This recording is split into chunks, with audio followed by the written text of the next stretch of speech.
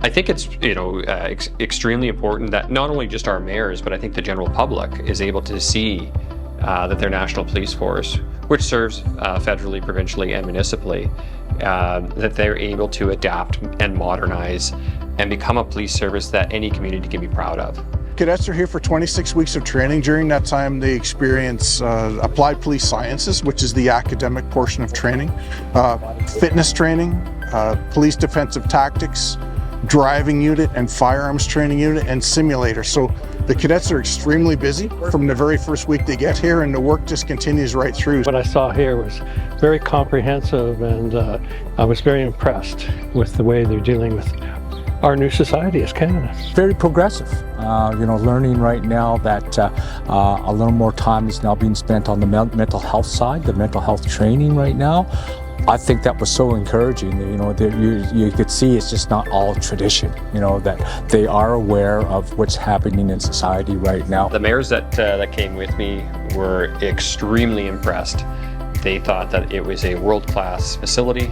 They thought that the training is certainly modern, had certainly modernized from what their initial thoughts were going to be coming onto this base, which has always been kind of coined as a very militaristic base.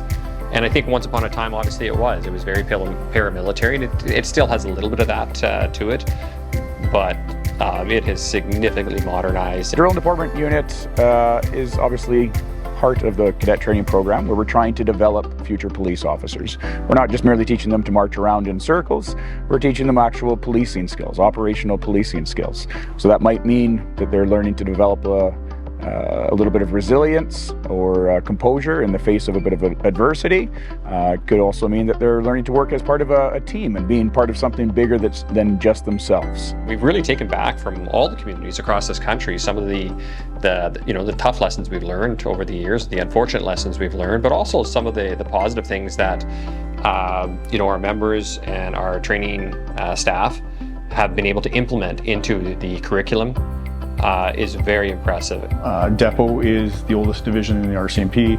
It's been around. Next year we're still celebrating our 140th anniversary. So to remain relevant to Canadian society, obviously we've had to adapt and change. In our curriculum itself, we make in the neighborhood of 300 changes every year. Now some of them are minor tweaks and some of them are major changes. Like for example, scenarios. Obviously the scenarios that we had 10 years ago are not the same scenarios that we have now. We look at them through an equality lens. We look at them to be representative of Canadian society. We look at them from a number of perspectives. It's a great facility. It's like, what can I say? It's like the Harvard of police academies. It's the buildings, the history here is amazing.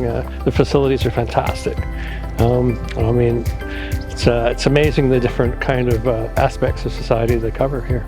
I can assure you that what I witnessed on base and what the mayors witnessed watching the hundreds and hundreds of cadets going through the programming, the modern day programming, there is no doubt that we are delivering on the knowledge and skills and abilities for these individuals to come into our communities and do an effective job in policing.